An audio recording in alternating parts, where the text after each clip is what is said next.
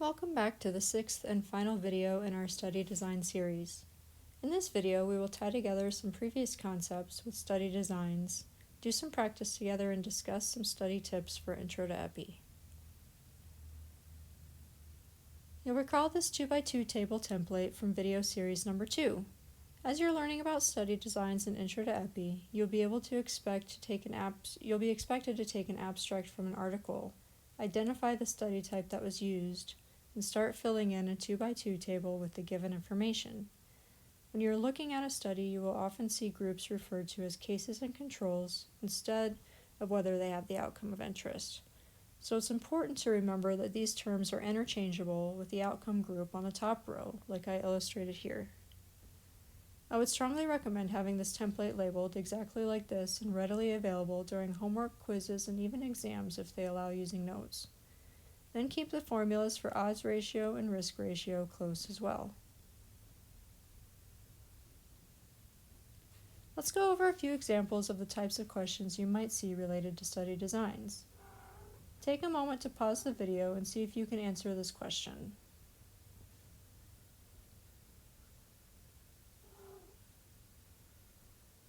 Now you want to conduct a study to test the hypothesis that women with BRCA1 gene mutation have an increased risk of ovarian cancer.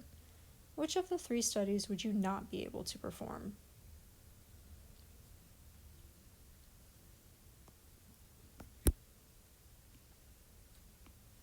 Now the answer here is A, the randomized controlled trial. This is a great example of a case which you are unable to randomly assign the cases and controls because we can't choose who gets the exposure, or in this case the gene mutation. A cohort study would be designed in which we follow a similar group of women with and without the gene into the future and see which ones end up with ovarian cancer. In contrast, if we started with the outcome of ovarian cancer and worked backwards to see how many participants had the gene mutation, then we could also do a case control study. But we know that the best answer here would be B, because this would give us better temporality than the case control study.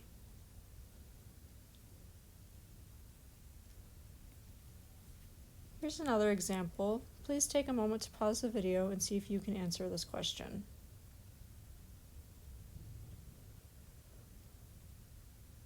Now you want to conduct a study on whether pet adoption for drug offenders on probation reduces the rate of return to jail within 2 years.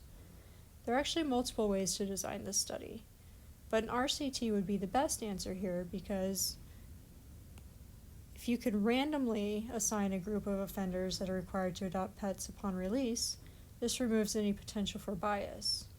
If random assignment is not possible, and we allow the prisoners to choose to adopt pets on their own, people may be willing to argue that those willing to adopt pets are just more nurturing in general and already less likely to go back in jail.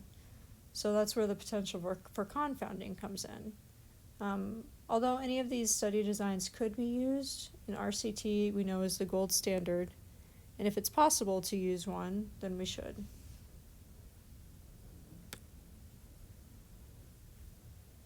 Here's another example. Please take a moment to pause the video and see if you can answer this question on your own.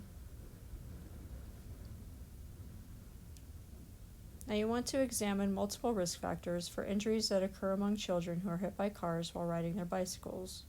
You define cases as Denver residents between 6 and 18 years old who are admitted to the hospital for a motor vehicle versus bicycle injury. So in this case, we'd be looking at a case control study because you are starting with the outcome of interest, which is this kind of accident at the hospital. So we already have the outcome of interest. And then we're going back in time to look for multiple risk factors. Now this example shows the importance of looking for key terms in your study, like this, multiple risk factors here. This is a dead giveaway that you're going to be looking at a case control study.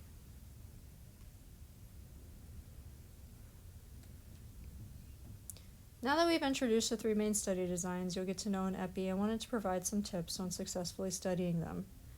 Like I said, you're not expected to be experts at this yet, but it's important to have a basic idea of how each study type is designed, along with strengths and weaknesses. My best advice is to organize important points such as definitions, strengths, limitations. Be sure to note similarities and differences between study designs. Make charts and tables to help you compare them.